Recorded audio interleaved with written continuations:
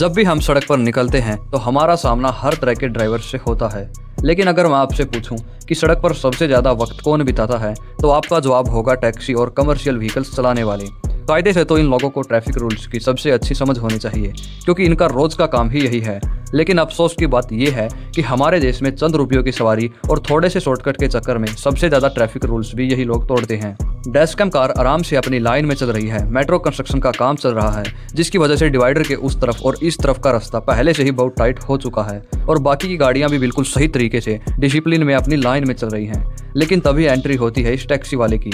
आप साफ देख सकते हैं कि ये डिजायर वाला शॉर्टकट मारने के चक्कर में डिवाइडर के गलत तरफ यानी डैशकैम कार की लाइन में बिल्कुल रॉन्ग साइड से घुसा चला रहा है। इसको इतनी जल्दबाजी है कि सामने से आती हुई गाड़ी को देखकर भी ये अपनी गाड़ी की स्पीड कम नहीं करता। डैशकैम कार का ड्राइवर लगातार हॉर्न बजाता है, अलर्ट करता है, तब जाकर ये टैक्सी वाला अपनी सही साइड में जाता है।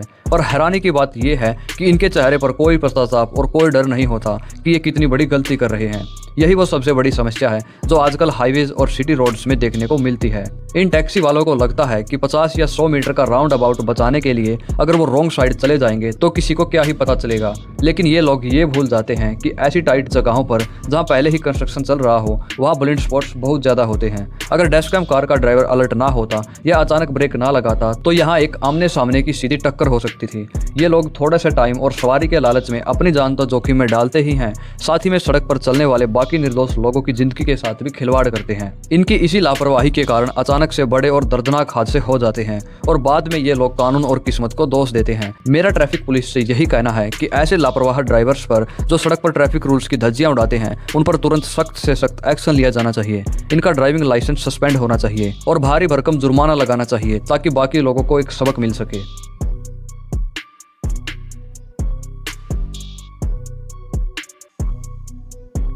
पता नहीं क्यों आजकल के माँ बाप अपने बच्चों के लाड प्यार में इतने अंधे हो जाते हैं कि उन्हें अंडर एज होने के बावजूद बिना सोचे समझे हाथ में गाड़ी या स्कूटी की चाबी थमा देते हैं।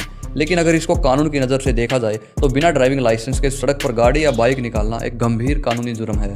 लेकिन अफसोस की बात यह है कि हमारे देश में लोग इस कानून को मजाक समझते हैं। अब इसे ही देख लो, ये स्कूटी सवार कोई मैच्योर या एक्सपीरियंस ड्राइवर नहीं है बल्कि एक साफ तौर पर अंडर एज बच्चा है। और इसकी लापरवाही का लेवल तो देखिए, इसने सिर पर हेलमेट तक नहीं लगाया है। चलिए हेलमेट नहीं लगाया वो तो एक गलती है ही, लेकिन रोड पर इसका ध्यान भी नहीं है। ये चलती स्कूटी पर भारी ट्रैफिक के बीच में कान पर मोबाइल फोन लगाकर पूरी स्पीड में स्कूटी को भगाए जा रहा है। सड़क पर सामने क्या चल रहा है, कौन सी गाड़ी रुकी है, इससे इस लड़के को कोई मतलब ही नहीं। इसका पूरा ध्यान सिर्फ और सिर्फ मोबाइल फोन पर चल रही बातचीत में खोया हुआ है और इसी लापरवाही का जो नतीजा होता है वो देखकर आपकी रूह कांप जाएंगी। अगले ही पल बिना देखे और बिना स्पीड कम किए ये सीधा आगे चल रही डैशकैम कार को पीछे से जोरदार टक्कर मार देता है। टक्कर इतनी भयानक थी कि स्कूटी का बैलेंस पूरी तरह बिगड़ जाता है और ये बच्चा सीधा सड़क पर जा गिरता है। ध्यान से देखिए, गिरते वक्त इसका सिर सीधा रोड के डिवाइडर से जा टकराया।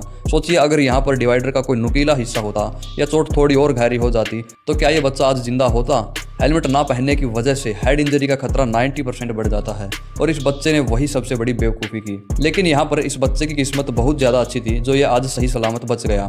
इस हादसे के तुरंत बाद पीछे से बाकी व्हीकल्स भी तेजी से आ रहे थे। अगर उन पीछे वालों ने सही समय पर ब्रेक ना मारे होते तो यह लड़का उनके नीचे भी आ सकता था। मेरी आप सभी पेरेंट्स से हाथ जोड़कर विनती है, अपने बच्चों की हर जिद को पूरा मत कीजिए।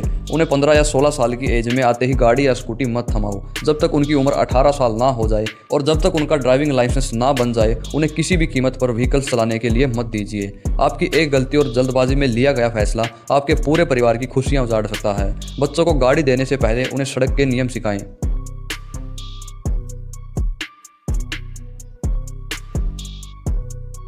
डैशकैम कार आराम से अपनी लाइन में चल रही है। बारिश का मौसम है, सड़क पूरी तरह गीली और फिसलनी हो चुकी है। ऐसे मौसम में हर समझदार ड्राइवर अपनी गाड़ी की रफ्तार को धीमा कर लेता है क्योंकि गीली सड़क पर ब्रेक लगाने से गाड़ी स्किड कर सकती है। आगे एक बहुत ही खतरनाक ब्लेंड टर्न आता है। नियम ये कहता है कि ऐसे मोड़ पर आपको अपनी लाइन में रहना चाहिए, हॉर्न देना चाहिए और स्पीड को बिल्कुल कम कर लेना चाहिए क्योंकि आपको नहीं पता कि सामने से कौन आ रहा है। लेकिन इस ट्रक ड्राइवर ने इस मोड़ पर अपनी स्पीड कम नहीं की। जैसे ही उसने तेजी से ट्रक को मोड़ना चाहा, गीली सड़क और ओवर स्पीड स्पीडिंग की वजह से ट्रक ड्राइवर के कंट्रोल से पूरी तरह बाहर हो गया। ट्रक स्किड करते हुए सीधा सामने से आ रहे ऑटो से जा टकराया। टक्कर इतनी जोरदार थी कि ऑटो को संभालने का मौका ही नहीं मिला और ट्रक ने उसे बुरी तरह अपनी लपेट में ले लिया। हादसा होते ही आसपास के लोग और ट्रक ड्राइवर मदद के लिए दौड़ते हैं, लेकिन तब तक नुकसान हो चुका था। दोस्तों, सच बताऊं तो ऐसे ड्राइवर्स को देखकर बहुत ज्यादा गुस्सा आता है। पहाड़ों में इस तरह की लापरवाही और घमंडी ड्राइविंग करने वाले लोग न सिर्फ अपनी जान को खतरे में डालते हैं, बल्कि सड़क पर चल रहे दूसरे बेकसूर और निर्दोष लोगों की जिंदगी को भी पल भर में तबाह कर देते हैं। आप खुद सोचिए, इस ऑटो वाले की क्या गलती थी? वो बेचारा अपनी लाइन में सही स्पीड पर चल रहा था, लेकिन इस ट्रक वाले की जल्दबाजी और लापरवाही ने सब खत्म कर दिया। मेरा मानना है कि ऐसे बड़े व्हीकल्स के ड्राइवर के खिलाफ जो पहाड़ों में रूल्स की धज्जियां उड़ाते हैं, सबसे सख्त से सख्त कार्रवाई होनी चाहिए और इनका ड्राइविंग लाइसेंस हमेशा के लिए कैंसिल किया जाना चाहिए। अगर आप भी पहाड़ों में ड्राइविंग करते हैं तो इन बातों को हमेशा ध्यान रखें। बारिश के मौसम में स्पीड को नॉर्मल से आधा कर दें और कभी भी ब्लिंक टर्न पर ओवरटेक करने की गलती ना करें और हमेशा अपनी साइड में रहें और सामने वाले को रास्ता दें। अब आपका क्या कहना है इस ट्रक ड्राइवर की गलती पर? कमेंट बॉक्स में अपनी राय जरूर देना और वीडियो को ज़्यादा से ज़्यादा शेयर करना ताकि और भी लोग अवेयर हो सकें।